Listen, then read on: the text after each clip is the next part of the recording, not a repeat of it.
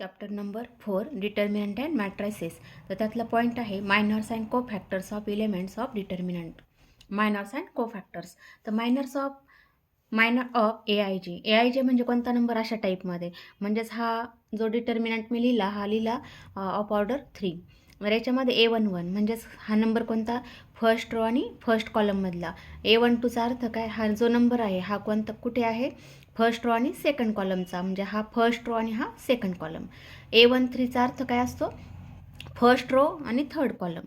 तसं A21 म्हणजे second row first column, A22 म्हणजे सेकंड रो सेकंड कॉलम, आणि A23 म्हणजे second row third column, A31 म्हणजे थर्ड रो फर्स्ट कॉलम, त्यानंतर A32 म्हणजे third row second column, A33 म्हणजे थर्ड रो थर्ड कॉलम.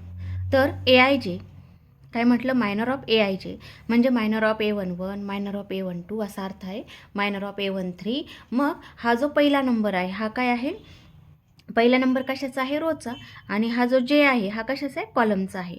मग काय म्हटलं, it is defined as the determinant obtain by eliminating the ith row and jth column of ए.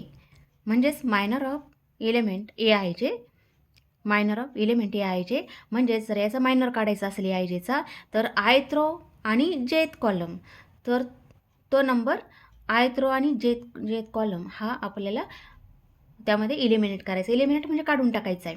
मग आपण जर म्हटलं A21चा आपल्याला जर मायनर काढायचं असेल, A21 मायनर ऑफ A21 म्हणजेच सेकंड रो आणि फर्स्ट कॉलममधला फर्स्ट कॉलम आपल्याला पूर्ण काढून टाकायचं आहे, इलिमिनेट करायचं आहे. मग कोणते नंबर उरतात, A12, A13 जसा दिसतो तसं लिहायचं.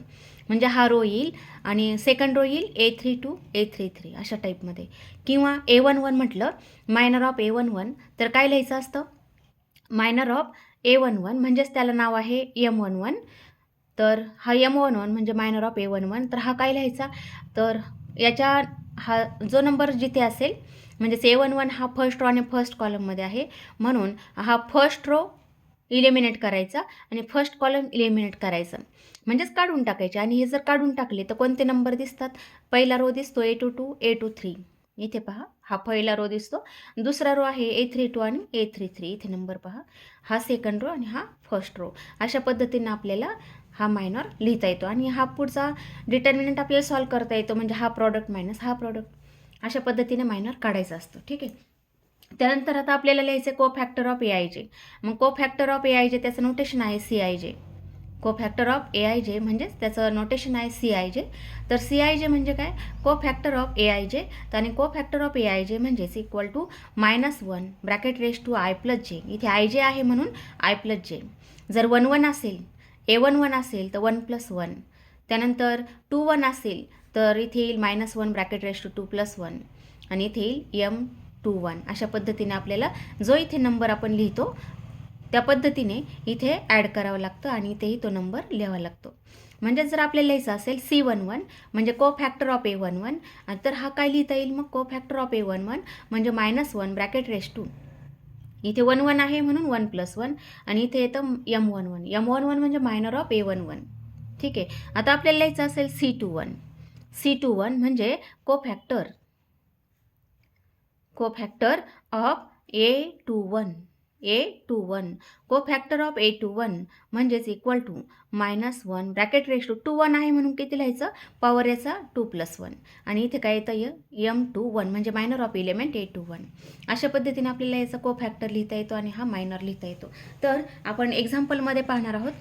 एक्झाम्पल कसं सॉल्व करायचं, तर आपण म्हटलं एक्झाम्पलमध्ये find minor and cofactor, minor and cofactor of determinant घेतला मी पहिला, फक्त असा घेतला 1 2 3 4 असं डिटर्मिनंट घेतला. तर मायनर काढायचे असेल तर पहिला लिहिते मी M11. याचा अर्थ काय, मायनर ऑफ 1. इथे A11 म्हणजे हे कशाला पॅरलल आहे, equal to A11, A12, A21 आणि A22, असा हा आपल्याला डिटर्मिनंट दिसेल. मग A11ची व्हॅल्यू 1 आहे, A12 म्हणजे 2 आहे, A21 म्हणजे 3, A22 म्हणजे 4. ठीक आहे. मग M11 म्हणजे minor of minor of 1. Minor of 1 म्हणजेच काय लिहायचं, त्या 1च्या लाईनमधले म्हणजेच 1 जिथे आहे त्याचा रो डिलीट करायचा आणि कॉलम डिलीट करायचा, म्हणजे इलिमिनेट करायचा. मग कोणता नंबर उरला 1च्या लाईनमधले सोडले तर काय दिसतं आपल्याला, 4 दिसतो. ठीक आहे, हा झाला minor of 1, is the minor of 1. आता आपण काढू M12. M12 म्हणजे मायनर ऑफ 1 2 म्हणजे हा नंबर 2. तर आता याच्या लाईनमधले सोडून द्यायचे आडवे आणि उभे नंबर, म्हणजेच ही लाईन सोडली, कोणता नंबर दिसतो, 3. हा झाला मायनर. आता पुढचा काढू आपण A21 म्हणजे मायनर ऑफ 21 म्हणजे कोणता नंबर, इथे 21 आहे म्हणजे हा 3, मायनर ऑफ 3. आता 3चा मायनर काढायचा या 3चा, मग 3च्या लाईनमधले हे सोडून द्यायचे, कोणता उरला, 2. त्यानंतर M22 म्हणजेच मायनर ऑफ A22 म्हणजे हा नंबर 4, मायनर ऑफ 4. आता 4च्या लाईनमधले आडवे आणि उभे सोडून द्यायचे, काय राहिलं, 1. हे अशा पद्धतीने मायनर आपल्याला 2x2 मध्ये काढता येतात. आणखी आपण कोफॅक्टर पाहणार आहोत. मग कोफॅक्टर म्हणजेच त्याचं नोटेशन काय आहे, C11.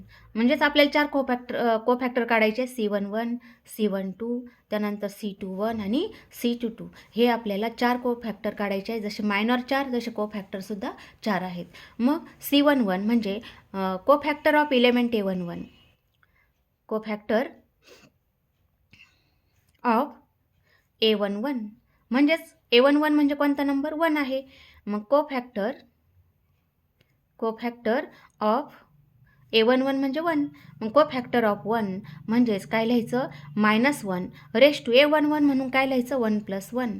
इथे येईल M11 that is equal to, आता -1 पॉवर 2 आहे, -1चा स्क्वेअर केला, -1चा स्क्वेअर म्हणजेच इथे येईल -1 ब्रॅकेट रेश टू 2. M11 आपण काढलं ते किती आलं, 4, आणि -1चा स्क्वेअर केला तर तो किती येतो, +1 मल्टिप्लाय 4, म्हणून आपलं आन्सर काय येतं, 4 येतं. आता हा 4 म्हणजे काय आलं, कोफॅक्टर ऑफ 1 आलं. आता पुढचा काढू आपण C12 म्हणजे कोफॅक्टर ऑफ A12. मग आता इथे कोणता नंबर दिसतो आपल्याला, तर A12च्या जागेवर हा आहे, A12 म्हणजे 2 आहे. मग कोफॅक्टर ऑफ 2 म्हणजेच -1 ब्रॅकेट रेश टू A12 म्हणून काय लिहायचं, इथे ब्रॅकेट रेश टू 1 + 2 आणि M12. ठीक आहे, आता -1 रेश टू 3 आहे, M12ची व्हॅल्यू आपण काढली ती 3 आलेली आहे, इक्वल टू -1चा क्यूब केला तर तो येतो -1 मल्टिप्लाय 3, म्हणून याचा आन्सर येतं -3. म्हणजेच -3 is the cofactor of 2, -3 is the cofactor of 2. ठीक आहे, आता पुढचा काढू आपण C21 म्हणजेच कोफॅक्टर ऑफ A21, आता A21 म्हणजेच काय लिहायचं, कोणता नंबर दिसतो आपल्याला त्या ठिकाणी, कोफॅक्टर ऑफ, इथे 3 आहे, 21 नंबर म्हणजेच कोफॅक्टर ऑफ 3, आणि मग इक्वल टू काय लिहायचं, कोफॅक्टर ऑफ A21 म्हणजेच -1 ब्रॅकेट रेश टू, इथे 21 आहे म्हणून 2 + 1 M21. Therefore -1 bracket raise to 3 M21 2 आलेला आहे, -1चा क्यूब केला -1 येतो, मल्टिप्लाय 2 आन्सर येतं -2. म्हणजेच -2 इज द कोफॅक्टर ऑफ 3. आता C22 काढलं म्हणजेच काय येईल, कोफॅक्टर ऑफ A22. आता A22 म्हणजे कोणता नंबर दिसतो आपल्याला त्या ठिकाणी, A22 म्हणजे इथे 4 आहे, म्हणजेच कोफॅक्टर ऑफ 4. मग या 4चा कोफॅक्टर लिहायचा आहे, कसा लिहिणार, -1 ब्रॅकेट रेश टू 2 आहे म्हणून 2 + 2 M22, -1 ब्रॅकेट रेश टू 4 आणि मल्टिप्लाय M22 म्हणजे 1 आलेलं आहे, आणि -1चा पॉवर 4 म्हणजे 1 येतं, 1 × 1 = 1. आता हे -1चा पॉवर लिहिताना -1चा पॉवर इव्हन असेल, 2 इव्हन आहे, 2 4 आणखी 6 हे काय इव्हन पॉवर आहेत, इव्हन असेल तर आन्सर 1 पॉझिटिव्ह +1, आणि जर ऑड नंबर असेल म्हणजे 3 5 जर असेल, -1चा पॉवर 3 5 जर असेल तर काय लिहायचं, -1 म्हणजे -1 रेश टू 3 -1 येतं, -1 रेश टू 5 -1 येतं. ठीक आहे, आणि इव्हन असेल तर +1, हे लक्षात ठेवायचं. आता C22 म्हणजेच 1 इज द को फॅक्टर ऑफ 4. अशा पद्धतीने आपल्याला हे 4 मायनर्स काढता येतात आणि हे 4 को फॅक्टर्स काढता येतात. आता आपल्या लक्षात आलं असेल M11 किती आलेला आहे, 4 आलेला आहे. M12 3 आलेला आहे. त्यानंतर M21 हा 2 आलेला आहे. M22 किती आलेला आहे, 1 आलेला आहे. आता आपण को फॅक्टर लिहू पहा. तर को फॅक्टर लिहिते मी इथे. को फॅक्टरला नाव आहे C11, त्यानंतर C12, C21 आणि C22 हे नंबर्स. मग हे काय आले पहा, C11 म्हणजेच किती आलं, C11 किती आलं, 4 आलं. C12 किती आलं, C12 हे आलं -3. त्यानंतर C21 किती आहे, -2 आणि C22 किती आलेलं आहे, 1 आलेलं आहे. याचा अर्थ आपण हे मायनर्स काढले होते तर फक्त 2 ठिकाणी आपलं साईन चेंज झालं.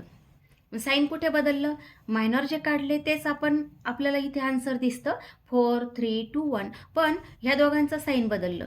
मग को फॅक्टरमध्ये 2 नंबरचं साईन बदलतं. कोणते, इथे 1 2 ऑड आहे, 2 1 ऑड आहे, म्हणजे याची ॲडिशन 1 + 2 3 येतं. ऑड नंबर आहे, ऑड असेल तर मायनस साईन. म्हणजेच लक्षात ठेवायचं हे 2 जे आहे त्याचं मायनर्सच आहेत, पण त्याचं साईन काय झालं, मायनस झालं, म्हणून त्याला आपण काय म्हणतो, को फॅक्टर्स. अशा पद्धतीने आपल्याला मायनर्सवरून को फॅक्टर डायरेक्टली सुद्धा लिहिता येतात. आपल्याला MCQसाठी लागतं त्यावेळेला याचा वापर करता येतो. आता आपण नेक्स्ट एक्झाम्पल पाहूया. एक्झाम्पल एक्सरसाइजच पाहू directly. Find minor and cofactor of element of the determinant. Exercise आहे 4.1, त्यामधलं क्वेश्चन नंबर 4 आहे. आता याचं सोल्युशन पहा. आता इथे ऑर्डर याची 3/3 आहे. मग काय लिहायचं आहे आपल्याला, टू फाइंड मायनर्स. मग पहिलं काढू आपण M11. आता हा जो डिटर्मिनंट आहे तो कोणत्या फॉर्ममध्ये दिसतो आपल्याला, तो आपण अगोदर लिहू.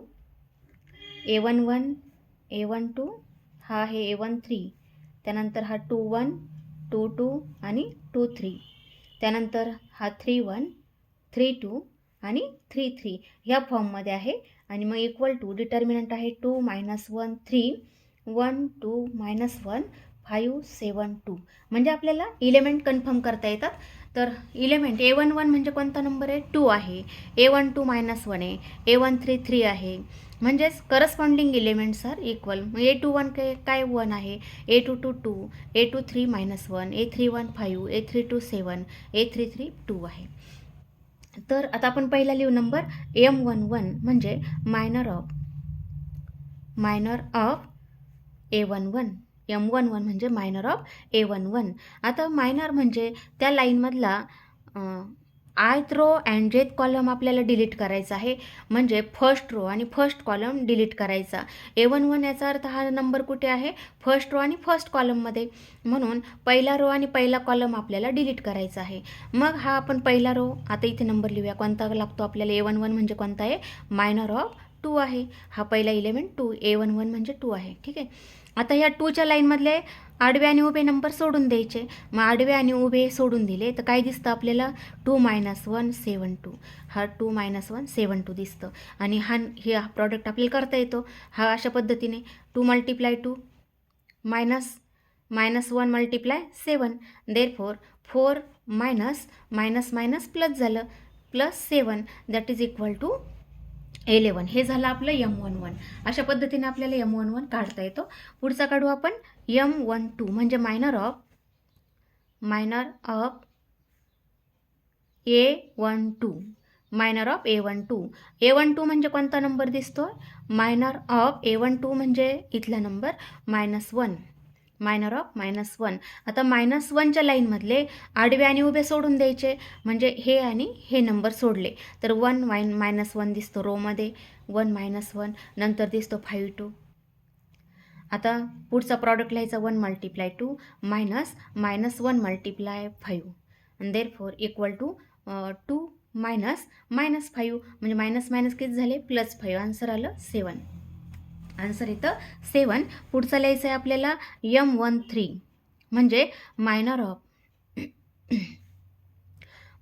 A13 that is minor of A13 म्हणजे कोणता नंबर आहे, डिटर्मिनंटमध्ये पहा. A13 म्हणजे 3 आहे. Minor of 3. आता या 3च्या लाईनमधले सोडून द्यायचे नंबर 3च्या लाईनमधले आडवे आणि उभे सोडायचे. म्हणजे कोणता दिसतो आपल्याला 1 2 आणि 5 7. मग हा प्रॉडक्ट लिहिता येतो 1 × 7 मायनस 5 × 2 दॅट इज 7 - 10. आन्सर येतं -3. -3. आता किती झाले? इथे जेवढे नंबर्स आहेत 9 नंबर्स आहेत. 9 मायनर्स आपल्याला काढायचे आहेत. मग पुढचा लिहायचा आहे आपल्याला मायनर ऑफ, त्याला नाव देऊ आपण M21 नाव देऊ. M21 म्हणजे minor of A21. Minor of A21 म्हणजेच मायनर ऑफ A21 म्हणजे हा नंबर. A21 इथे आहे, त्याच्या जागेवर इथे 1 दिसतो. Minor of 1. आता या 1च्या लाईनमधले आडवे आणि उभे नंबर सोडून द्यायचे. 1च्या लाईनमधले आडवे आणि उभे सोडून द्यायचे. मग कोणते दिसतात पहा? 1च्या लाईनमधले आडवे आणि उभे म्हणजेच आपल्याला दिसतो -1 3 इथे पहा दोन्ही आणि आणखी हे 2 7 2. म्हणजेच किती आलं? -1 × 2 -7 × 3 दॅट इज इक्वल टू -2 -21 म्हणजेच -23 येईल. आता पुढचा M22 म्हणजेच minor of A22 that is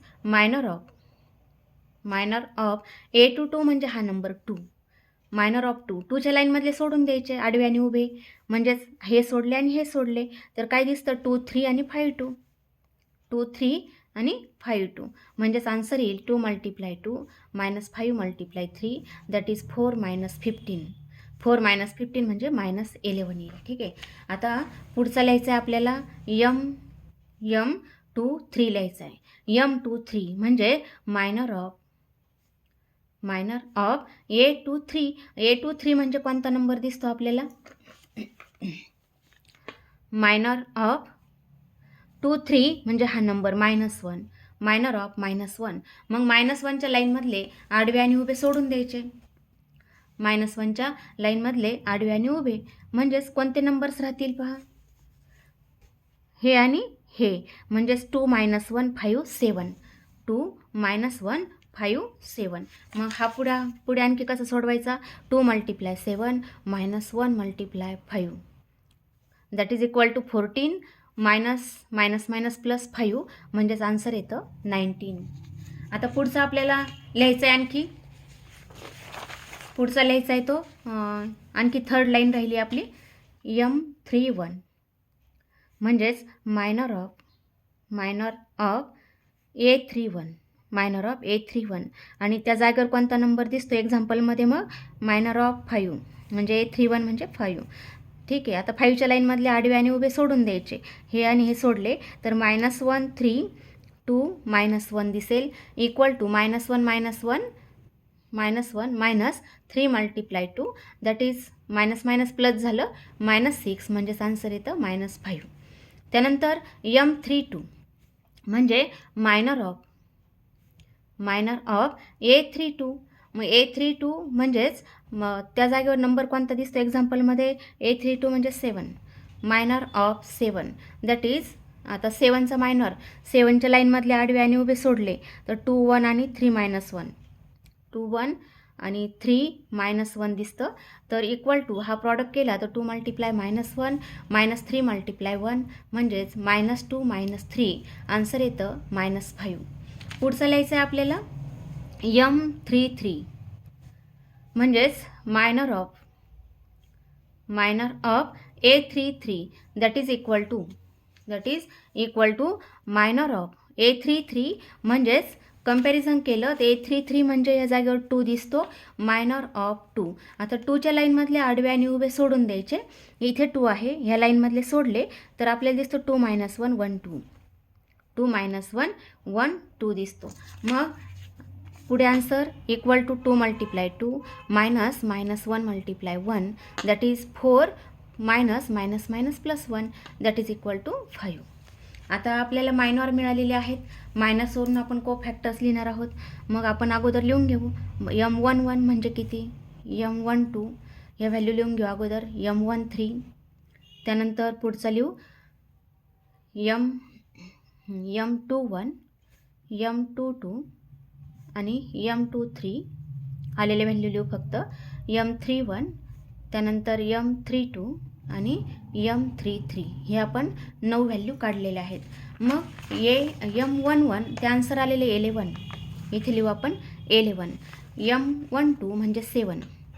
13 -3 त्यानंतर 21 इथे आहे -23 आणि M22 म्हणजे -11 आणि पुढची व्हॅल्यू आहे M23 म्हणजेच 19. त्यानंतर 31 आन्सर आलेले आहे -5. M32 -5 आणि 33 म्हणजेच 5. देअरफॉर आता आपल्याला काढायचे कोफॅक्टर्स. याच्यावरून आपण आता कोफॅक्टर्स काढणार आहोत. कोफॅक्टर काढायचे आहेत आपल्याला. आपण लिहू to find cofactors. To find cofactors of elements of determinant. ठीक आहे. आता त्याला नाव देऊ आपण C11 म्हणजे cofactor of C11. कोफॅक्टर of C11 म्हणजेच काय, A11चा हा कोफॅक्टर आहे. आता इक्वल टू कसं लिहिणार, -1 ब्रॅकेट रेस टू 1 + 1 M11. आता इथे -1 रेस टू 2 M11ची व्हॅल्यू काढली आपण. ती किती आलेली आहे, ती आलेली आहे 11. आन्सर आलेला आहे इथेच लिहूया M11 त्याचा आन्सर आलेला आहे 11. आता -1चा पॉवर 2 म्हणजे +1 1 × 11 आन्सर येतं 11. अशा पद्धतीने आपण काढला कोफॅक्टर ऑफ A11. A11 म्हणजे कोणता नंबर होता पहा, कोफॅक्टर ऑफ 2. इथेच लिहिते मी कोफॅक्टर ऑफ 2 म्हणजे हा नंबर कोफॅक्टर ऑफ 2. A11 म्हणजे हा नंबर. कोफॅक्टर ऑफ 2 ते आन्सर आलं 11. आता पुढचं काढू आपण C12 म्हणजेच कोफॅक्टर ऑफ A12. A12 म्हणजे कोणता नंबर दिसतो आपल्याला, एक्झाम्पलमध्ये पाहायचं. डिटर्मिनंटमध्ये दिलेला हा आहे -1. Cofactor of -1 that is equal to -1 bracket raise to 1 + 2 M12 that is -1 raise to 3. M12ची व्हॅल्यू काढली आपण. ती किती आलेली आहे, A12ची व्हॅल्यू 7 आलेली होती. × 7 इथे पहा, इथे आहे आन्सर आलेलं आहे M12 7 आलेलं आहे. म्हणजेच इक्वल टू येईल -1 × 7 आन्सर येतं -7. That is -7 is the cofactor of -1. पुढचा C13 म्हणजे cofactor of A13 that is cofactor of मग हा नंबर कोणता दिसतो आपल्याला, इथे 3 आहे. Cofactor of 3 that is equal to -1 bracket raise to 1 3 आहे म्हणून 1 + 3 M13 that is -1 bracket raise to 4 M13. त्याची व्हॅल्यू आलेली आहे -3. आता -1 रेस टू 4 म्हणजे +1 × -3 आन्सर येतं -3. That is -3 is the cofactor of 3. पुढचा C21 म्हणजे कोफॅक्टर ऑफ A21.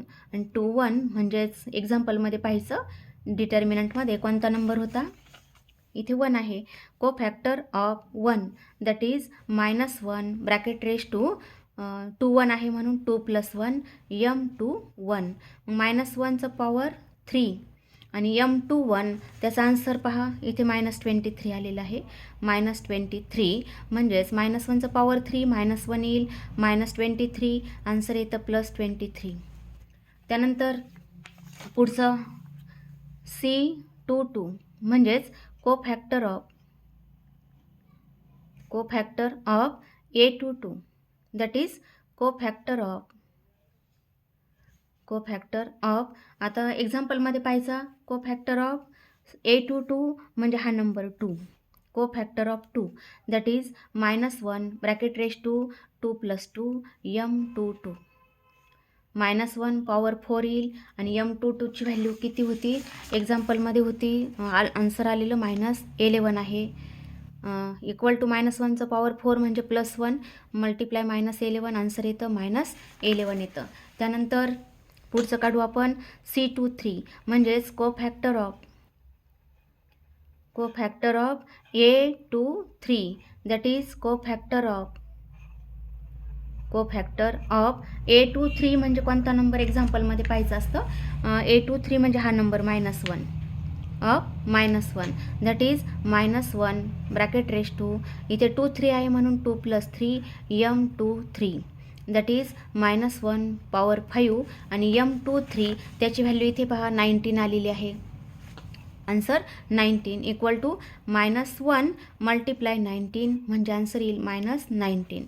त्यानंतर C31 म्हणजे cofactor of A31, that is cofactor of, आता थर्ड रो मधले नंबर्स पाहिजे आहेत एक्झाम्पलमधले 5 7 2. आता पहिला नंबर 5 आहे.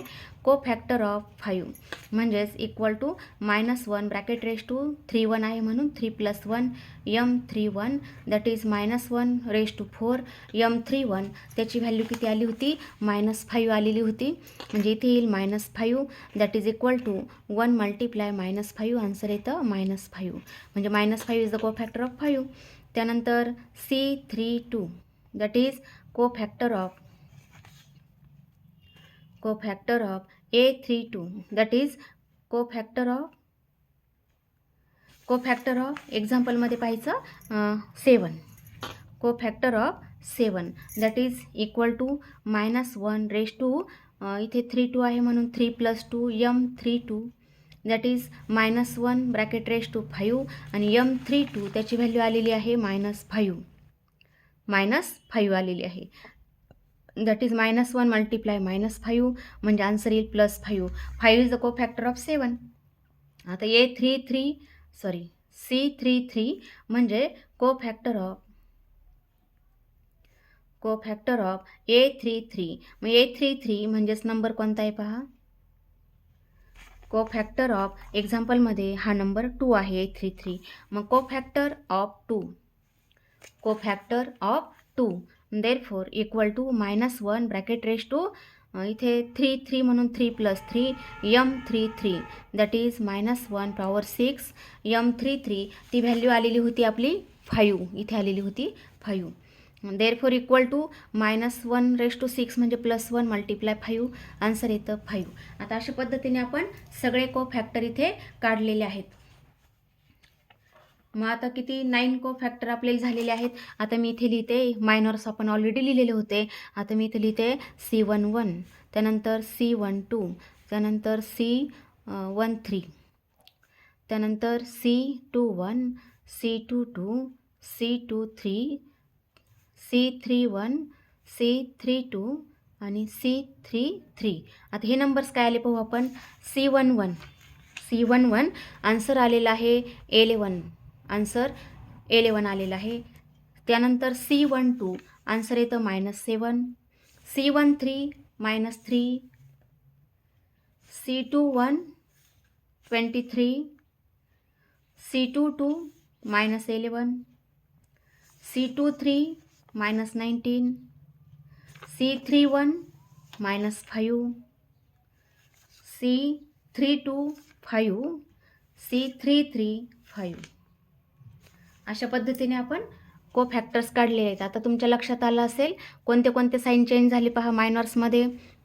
इथे 7 होतं, इथे 11 तसंच आहे, इथे 7 आहे, इथं -7 आलं, म्हणजे 4 जे साईन आहेत हे याचे मायनर्सच आहेत, पण इथे 4 ठिकाणी साईन चेंज झालेले आहेत.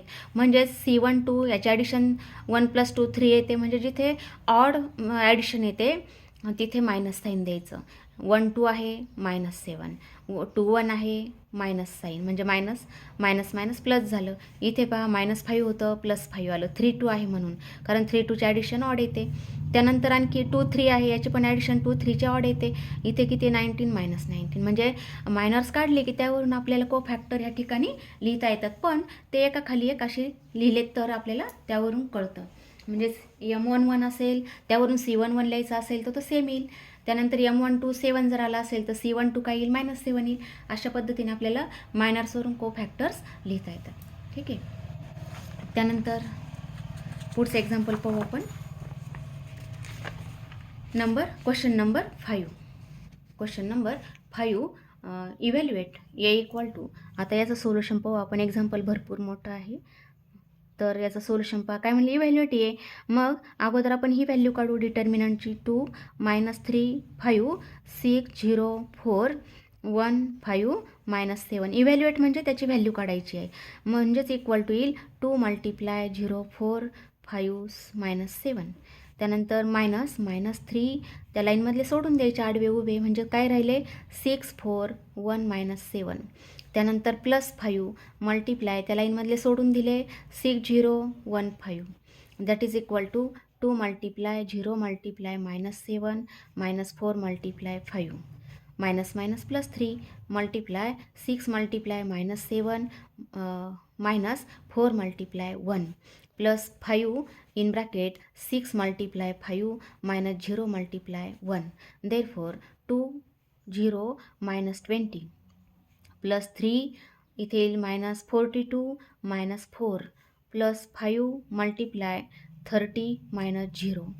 Therefore equal to -40 +3 × -46 आणि +5 × 30 150. दॅट इज इक्वल टू -40 आणि इथे प्रॉडक्ट किती येईल हा 18 नंतर 12 आणि 3 138 आणि +150 म्हणजे मायनस साईन आहे म्हणून -138 आणि इक्वल टू याची ॲडिशन केली तर आन्सर येतं -28 येतं.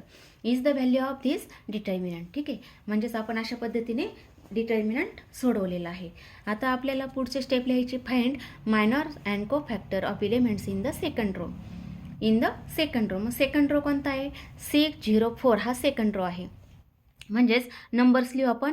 A21 म्हणजे 6, A22 म्हणजे 0 आणि A23 म्हणजे 4 आहे. आपल्याला फक्त सेकंड रोचे मायनर्स आणि को फॅक्टर्स या ठिकाणी काढायचे आहेत. मग आपण लिहूया M21 म्हणजे मायनर ऑफ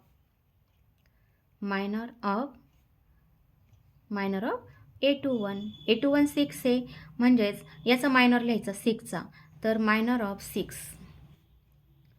मग 6च्या लाईनमधले आडवे उभे सोडून द्यायचे. 6च्या लाईनमधले आडवे आणि उभे म्हणजे -3 5 5 -7 दिसतं, -3 5 5 -7 दिसतं आपल्याला. तर याचं सोल्युशन काय येईल, हा प्रॉडक्ट केला +21 होईल, मायनस मायनसचा प्रॉडक्ट प्लस झाला आणि मायनस हा प्रॉडक्ट किती झाला 25, म्हणजे आन्सर आलं आपलं -4. आता पुढचा नंबर लिहायचा आहे आपल्याला. पुढचा M21 लिहायचा आहे, किंवा काय म्हटलं को फॅक्टर्स पण म्हटलं. मग लगेच को फॅक्टर काढू आपण याचा. C21 म्हणजे को फॅक्टर, तर को फॅक्टर ऑफ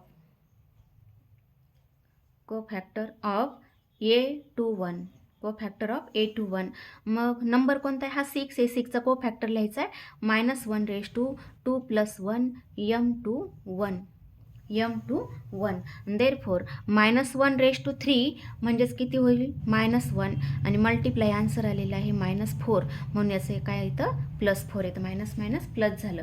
अशा पद्धतीने आपण काय केलं, M21 आणि C21 फाइंड केलं, को फॅक्टर फाइंड केलेलं आहे. आता पुढचं पाहू आपण. पुढचं काय फाइंड करायचं, मायनर ऑफ A22. M22 नाव देऊ त्याला. देअरफॉर मायनर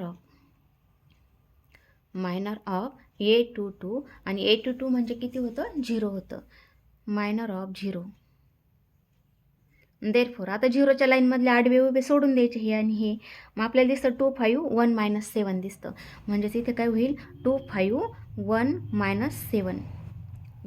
-7 दिसेल. देअरफॉर आता हा प्रॉडक्ट केला -14 होईल, मायनस हा प्रॉडक्ट 5 येईल, म्हणजे आन्सर येतं -19. त्यानंतर M23 आपण को फॅक्टर पण काढूया लगेच. C22 म्हणजेच cofactor of A22, that is cofactor of 0, म्हणजेच -1 bracket raise to 2 + 2 M22, that is -1 4 आणि M22 आलेले -19, म्हणजेच 1 × -19 आन्सर येतं -19. ठीक आहे, हे झालं को फॅक्टर. आता पुढचं काढू आपण. M23 म्हणजे मायनर ऑफ A23 आणि 23 म्हणजे नंबर कोणता, एक्झाम्पलमधला सेकंड रोचा 3rd नंबर. मायनर ऑफ इथे आहे 4, मायनर ऑफ 4. आता 4च्या लाईनमधले आडवे उभे सोडून द्यायचे, म्हणजेच हे आणि हे सोडले तर 2 - 3 1 5 दिसेल. 2 - 3 1 5 दॅट इज 2 × 5 10 आणि मायनस -3 × 1 -3 येईल, दॅट इज इक्वल टू 10 + 3 म्हणजेच आन्सर येतं 13. आता याच्यावरून कोफॅक्टर काढू आपण. C23 म्हणजेच cofactor of A23 that is -1 bracket raise to 2 + 3 M23. Therefore -1 raise to 5 multiply M23 आलेले 13 म्हणजेच -1 × 13 आन्सर येतं -13. अशा पद्धतीने आपण कोफॅक्टर्स आणि मायनर्स ऑफ सेकंड रो काढलेले आहेत. आता हे झालं, इथपर्यंत झालं. आता पुढे काय म्हटलं, व्हेरीफाय नंबर फर्स्ट. त्यामध्ये ए म्हटलेलं आहे. काय म्हटलं आता, नंबर ए व्हेरीफाय म्हणजेच व्हेरीफाय करायचं असेल तर LHS इक्वल टू आपल्याला RHS दाखवायचं आहे. मग त्यासाठी आपण नंबर ए लिहू. त्यामध्ये LHS -A21 M21 + A22 M22 -A23 M23 equal to, आता -A21 ची व्हॅल्यू काढली होती आपण, तर ती किती होती. A21 6 आहे, A22 0 आहे, A23 4 आहे. ह्या व्हॅल्यू टाकू आपण. ठीक आहे. मग किंवा इथे लिहिते मी, A21 किती होतं 6, A22 0 होतं, A23 हे 4 होतं आणि M21 ही व्हॅल्यू किती आली होती. M21 म्हणजे आलेलं होतं -4. M22 याची व्हॅल्यू किती आली होती -19 आणि M23 याची व्हॅल्यू आलेली होती 13. ठीक आहे. आता या व्हॅल्यू टाकू आपण. A21 म्हणजे 6 आहे, मल्टिप्लाय -4 + A22 0 मल्टिप्लाय -19 A23 म्हणजे 4 आहे, मल्टिप्लाय 13 इक्वल टू -, +, 6 × 4 24. इथे झिरोच होईल, +0 -52 दॅट इज इक्वल टू किती राहिले -28. आणि -28 हे काय होतं, इज द -28 म्हणजे काय होतं, is the value of given determinant. ही डिटर्मिनंटची व्हॅल्यू होती. म्हणजेच आपल्याला काय दाखवायचं आहे, is the -28 is the value of A. म्हणजेच हे आहे आपलं RHS. अशा पद्धतीने आपल्याला हे प्रूव्ह करता येतं. आता आपण सेकंड पाहूया. नंबर बी साठी आता काय लागणार आहे, आपल्याला कोफॅक्टरची व्हॅल्यू लागणार आहे. म्हणजे C21 लागेल, C22 लागेल, C23 लागेल. आपण ते व्हॅल्यू लिहून घेऊ. C21 ते किती आलं, C21 तर त्याची व्हॅल्यू आलेली इथे 4 आलेली आहे, म्हणून आपण इथे 4 लिहू. C22 ती व्हॅल्यू किती आलेली होती -19. त्यानंतर C23 ती व्हॅल्यू आली होती -13. म्हणजेच पहा, मायनर इथे 13 होता, 2 3 ऑड आहे, तर कोफॅक्टर आलेला आहे -13. त्यानंतर इथे सेम नंबर आहे, मायनर आणि कोफॅक्टर सेम आहे. ज्यावेळेस ऑड असतं त्यावेळेस साईन बदलतं. म्हणजेच M21 -4 येतात. 21 म्हणजे हा ऑड, याचं ॲडिशन केलं तर ऑड होईल, म्हणून इथे साईन चेंज झालं. ओके. आता LHS लिहू आपण. काय प्रूव्ह करायचं होतं, LHSमध्ये पहा, A21 C21 + A22 C22 + A23 C23. आता याची व्हॅल्यू आपल्याला काढायची आहे.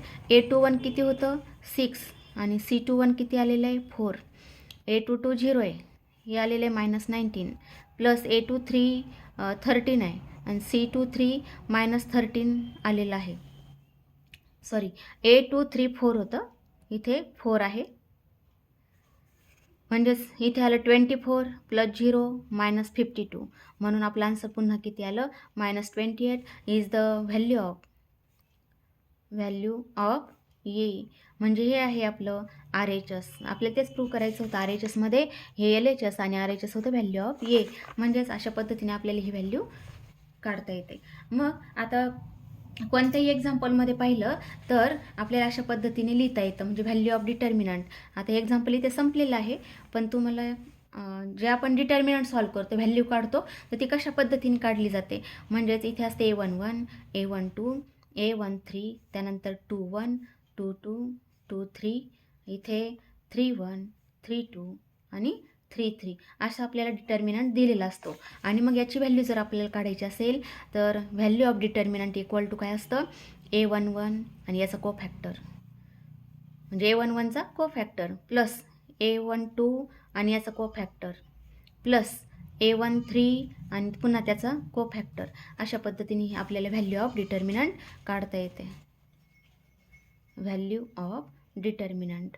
तर अशा पद्धतीने व्हॅल्यू आपल्याला लिहिता येते. मग आपण काय करतो आहे, सेकंड नंबरला मायनस साईन देतो. मायनस का देतो म्हणजे मायनस A12 म्हणतो आपण. मग मायनस साईन का देतो, कारण इथे 12 का C12चं साईन काय होतं, मायनस M12 असतं ना, मायनस M12 C12 म्हणजे मायनस M12, म्हणून आपण काय करतो इथे मायनस साईन देतो. ओके.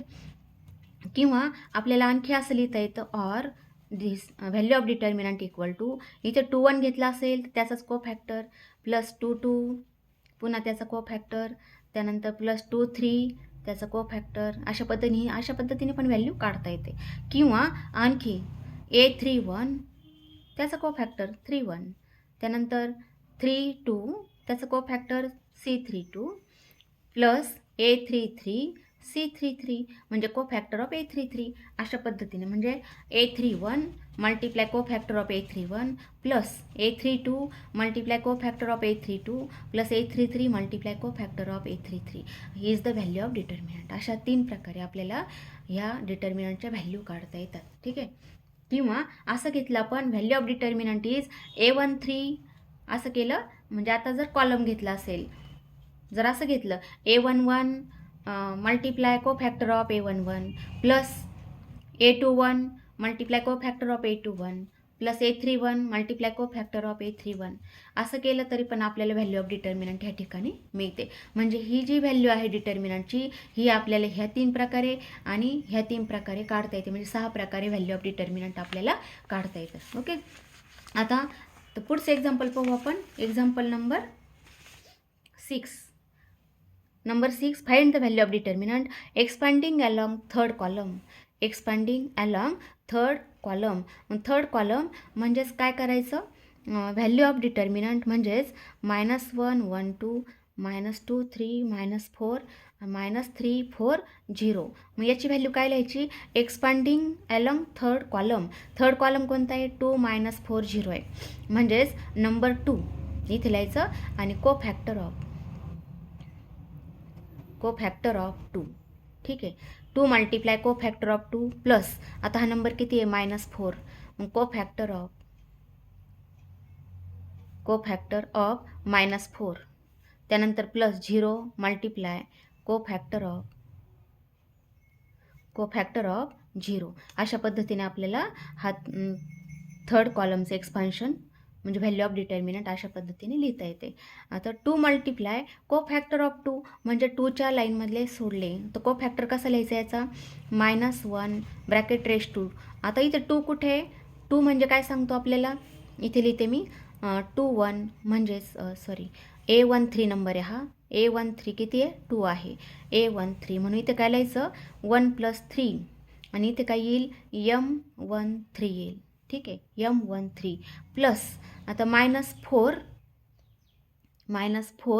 Multiply cofactor of -4. मग हा -4 कुठे आहे, हा कोणत्या नंबरचा आहे, हा आहे सेकंड रो आणि थर्ड कॉलमचा, म्हणून त्याला काय नाव द्यायचं A23. A23 म्हणजे -4 आहे.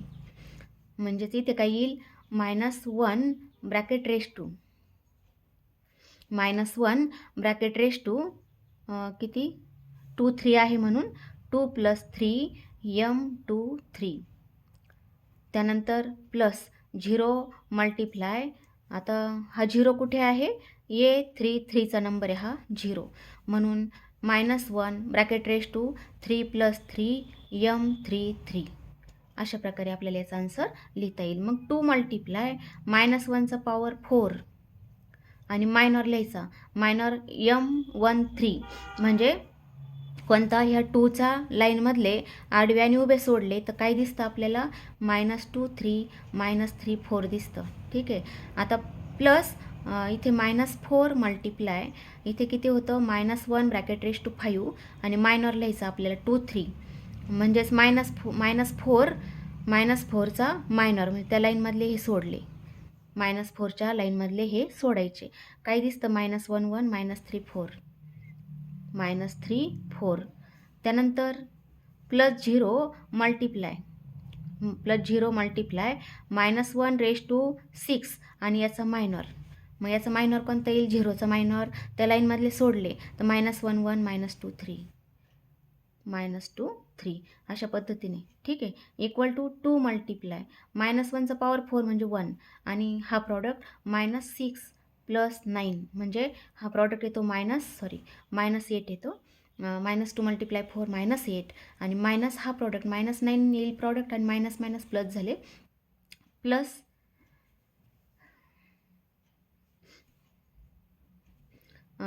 -4. त्यानंतर इथे येईल -1 मल्टिप्लाय प्रॉडक्ट येईल -4 मायनस प्लस 3. त्यानंतर +0 multiply +1 multiply -3 + 2. Therefore equal to 2 multiply 1 आणि इथे ॲडिशन किती येतं? 1 येतं. मायनस प्लस 4 मल्टिप्लाय -1 आणि प्लस आता हे किती पण आलं तरी 0च होणार. 0 मल्टिप्लाय इथे किती होईल? -1 मल्टिप्लाय 0 दॅट इज 2 -4 आणि प्लस 0 आन्सर येतं -2 इक्वल टू -2. आणि पहा डायरेक्टली आपण काढून पाहू म्हणजे आपलं आन्सर करेक्ट आहे का याची खात्री होईल. Is the value of determinant. मग डायरेक्ट काढलं तर किती लिहिणार? -1 मल्टिप्लाय हा प्रॉडक्ट मायनस हा प्रॉडक्ट म्हणजे 0 + 16. ठीक आहे. आता याला आपण मायनस साईन देतो. -1 मल्टिप्लाय 0 -12 आणि +2 मल्टिप्लाय -8 + 9 -8 + 9 and therefore -16 + 12 आणि +2 म्हणजेच आन्सर येतं -16 + 14 -12. म्हणजेच अशा पद्धतीने काढलं आपण -2 आलं पण आपल्याला काय सांगितलं होतं म्हणून आपण अशा फॉर्म्युल्याने काढलेलं आहे. काय म्हटलं होतं? Value of determinant expanding along third column म्हणजे हा थर्ड कॉलम घेऊन आपण सॉल्व्ह केलेला आहे. ओके.